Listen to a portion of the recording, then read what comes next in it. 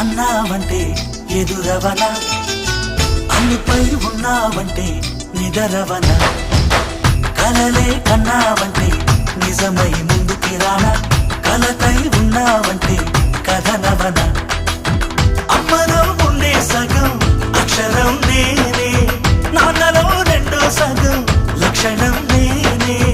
అమ్మ తోడు నాన్న తోడు అన్ని నీకు అన్నే చూడు, చెల్లిపోని బంధం నేనమ్మా, చిటి చెల్లెమ్మా, వెళ్ళిపోని చుట్టం నేనమ్మా.